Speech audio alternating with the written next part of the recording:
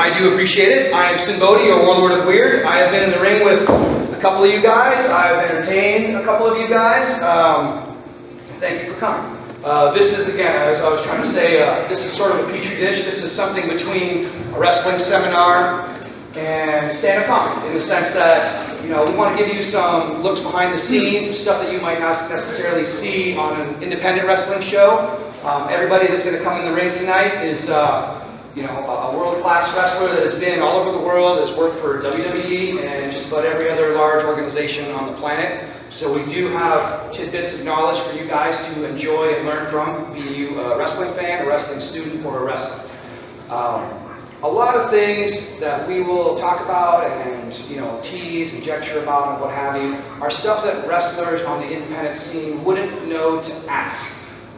There's a lot of questions that you wouldn't know to ask, and I hopefully, along with my friends here, will give you guys some answers. When you're at a place like WWE or TNA or Lucha Underground or ROH or New Japan, all these different high-end performance shows, not to knock any independent shows, I love independent shows, and I make my living in independent shows, and I love talking to fans and new wrestlers therein. But it's a different dynamic, it's a different animal. As my friend D'Lo Brown once said, the only difference between a road wrestler and an independent wrestler is the detail. But the little things are the big things, and that's what shines through in our work versus an independent wrestler that maybe can do some cool moves, they just maybe don't know quite what to do with it just yet. You know, they have a lightsaber, but they don't have the Jedi skills to swing that thing around. So hopefully tonight you will get a little glimpse of what that sort of stuff is. You'll get it in a fun way, and this is kind of Wild West style. We're just gonna kind of really bullshit around and see what kind of fun stuff comes out of us. So with further ado, you guys want to get this going? When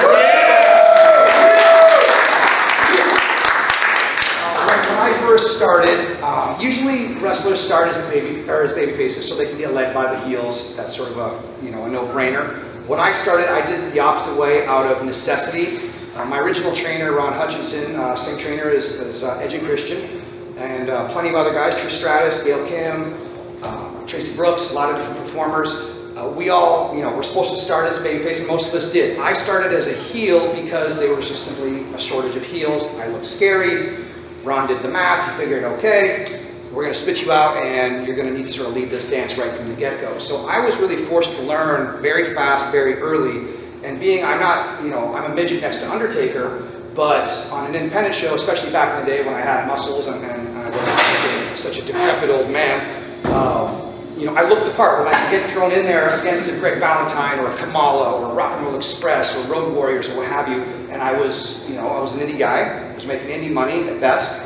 But I looked the part. I didn't look like a glass jaw to be fed to one of these names, so that way fans could go, oh, this isn't just a sacrifice, there's going to be a wrestling match here, and the promoter only had to pay for one name guy, and that was that. So I really reaped the benefits of learning from a lot of road wrestlers.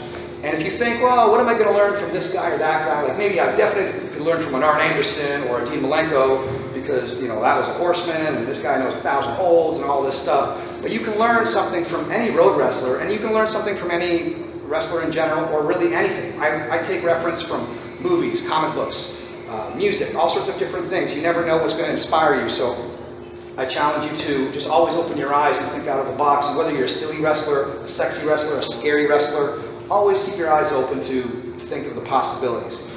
I wrestled King Kong Bundy once upon a time, and I thought, what am I going to learn? Like, I was so green that I didn't know to ask that question. What am I going to learn from King Kong Bundy? He's not going to teach me some fancy move. He's not going to teach me, how to, cut an awesome promo. What am I going to learn from this guy? And I learned a lot from him. I learned, a wrestler's pace. I learned an old school worker's pace. I learned how to work with a giant big man, not just a big man that has some muscles. I mean, King Kong Bundy is 450 pounds of solid human being. He wasn't a giant whoopee cushion. He was a brick wall. And I learned so much things from him. And then moving on to the next guy, you know, whether it was Jerry Lawler or whether it was Road Warrior Hawk or just a ton of, I could just list and list, the Steiner brothers. You can learn all sorts of stuff from these guys that you're like, oh man, Steiner's just going to kill you. That's all I'm going to learn. No, you can learn a million different things, especially if you bring your A game. If you can, you know, bring that positive energy and bring like that, as the Tennessee old school wrestlers would say, that want to. That's contagious to the old school wrestlers or to the road wrestlers. They'll say, oh, this guy's a goer, as we'd say. You know, this is somebody who wants to learn. And I'm a big advocate of being polite and the handshakes and the hellos and the goodbyes and the yes sirs and all that jazz. But wrestlers are just, you know, we are human. We want to hear, you know, pecking order aside or you know, regular etiquette or respect aside. We want to hear somebody that can make us laugh. Or we want to have somebody that's there to hang. Like whoever gets in the ring with me or anybody else, and if you're brave enough to get in this ring, you should, you know, earn that respect, and it should be mutual. That's how this is. It's not like, oh, I'm going to pull you in the ring, and I've been more places than you, so you're just going to listen to what I say, blah, blah, blah. That's bullshit. It takes two to tango, and we're both human beings. So now, if we have the preface of that, now we can really start rocking and having some fun and doing some innovative stuff. And if you're worried about being too polite, oh, that's nice to really meet you, sir, blah, blah, blah, blah. You know, I get what you guys are doing. That's being polite, that's being green, that's being what have you. But at the same time, I want to wrestle a guy that's like, man, I'm so happy to be here. I peed myself on the way here, and sorry if I smell like pee. You know, I want to have somebody that's going to like make me giggle like that. I want to have somebody, oh, this guy's got some nuts, you know. It is contagious. I was taught by a very shady wrestling trainer. I won't say who his name was, but he chewed black licorice for a time. And he taught me a smile was contagious. When you're in the locker room, if you're just like, yes sir, no sir, yes sir, no sir, you're walking on glass, well, that is uncomfortable. Like, I want to talk to somebody that's going to show me a funny picture that he took, and, you know, oh, that bag lady outside, she looks just like Ric Flair. Look, I took a photo of it on my phone. Look at this, it's funny. You know, like that kind of stuff. So, you know, I want somebody that I can laugh with back there, and then we can come out here and have that much of a better battle because I'm not worried about getting upset or having him get upset and go, oh, telling the promoter, oh, he was mean or he was this or he was that, or I didn't do this or whatever, you know. I want an opponent that can play and have fun. And it should be reciprocal. It shouldn't just be, oh, yes sir, no sir, yes sir, no sir. It should be two people dancing and performing. And to kind of move along here, because I got a bunch of guests and I want to get them out here because I love them and I'm so happy that they're all here and you guys are going to learn so much fun stuff and hear some funny shit. But, you know, when we get saddled in different characters, some characters are cool, some characters are not so cool, some are funny, some are scary, sexy, and all that stuff. We've got a sexy character. We've got a cool character. We've got a funny character. We've got unique characters, all sorts of different things. And sometimes, as a wrestler, you'll also have to sort of take what you're given to a degree. Like, you can be the squeaky wheel that gets the grease, or you can be the good little soldier, or you can be somewhere in between and know when to finesse it. When they gave me the Kizarny thing, which was, you know, I'm a big boy, I'll make my bed and sleep in it, but I grew up as, you know, a martial artist, I kick ass, I do all this stuff, I wasn't afraid of anything. I go to WWE, and I'm instantly a little kid. You know, in my brain, I'm saying, oh my God, that's a horseman, that's a dragon, this is awesome. I'm freaking out in my head. I'm not an ass-kicking man. I'm this little kid, you know? So when Vince McMahon gives me a silly character, I could either be a douchebag and go, I'm not fucking doing that, and then maybe he either fires me, or maybe he goes, I like this kid's nuts, I'm going to give him something else. But as we're all trained to, you know, yes sir, no sir, all that jazz, he gave me the name Kizarny, and I'm a legit carnival guy, but he gave me that because of that. And I hated that idea, but I tried my best to do what I had to do with it. And that's why I'm really proud of working out here in SoCal and Vegas and stuff. And what you guys get to see is what Kizarny would have been if I had my way. That's what the Warlord of Weird is my version of Kizarny, not Vince's and the writer's version of, you know, a watered down vanilla version of what I thought was already pretty interesting. And so you're going to have to deal with some of that kind of stuff along the way. And I think a couple of the guys in the back and the girl, I think we can really have some fun stories and explain a lot of these sort of nuances. Like when you see a wrestler, oh, I like this guy, oh, I love that guy. Well, a lot of time, like, is it that person's choice what they're doing? You know, oh, you know, there's certain characters that would like to be a whole lot flashier but are pulled back.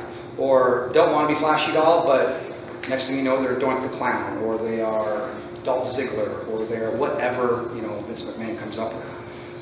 Nick Nemeth was one of the 5, like there was 5 of us that got called up at the same time. And Vince was getting upset that every time they brought up somebody, he just wasn't cool enough, didn't have edge enough, or whatever. And he sort of yelled at Steve Keirn and Dr. Tom. He said, I want 5 guys, ready-made, good to go, I can spit it on TV tomorrow.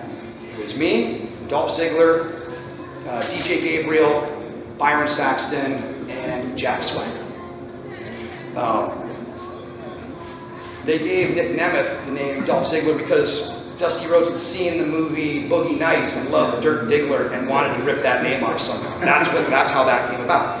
And luckily, Ziggler, he just made it stick and it worked for him. And, you know, he liked it, he embraced it. I embraced Kizarny, but I didn't like Kizarny. And I think that was a big problem for me. So if I can give you anything on that, it's like if you come to Freak Show and you're going to be a monkey, or you're going to be a devil, or you're going to be a banana, or you're going to be Adolf Hitler, you know, jump on it and see what you can do with it, and it challenges you to open up your creative wings. And, you know, can you be this different character? You're a career villain, you know, you've been in the wrestling business for a year, and you're a bad guy, but now we need you to be a good guy. Well, if you want that spot, you better figure out how to be a good guy, or fun, or scary, or sexy, whatever it is that the promoter needs. And that's what this business is about. It's about telling stories and becoming characters, and that's what we're going to talk about today. So let me bring out my first awesome road buddy. She is wicked, she is evil, she is deadly, she is Shelly Martinez.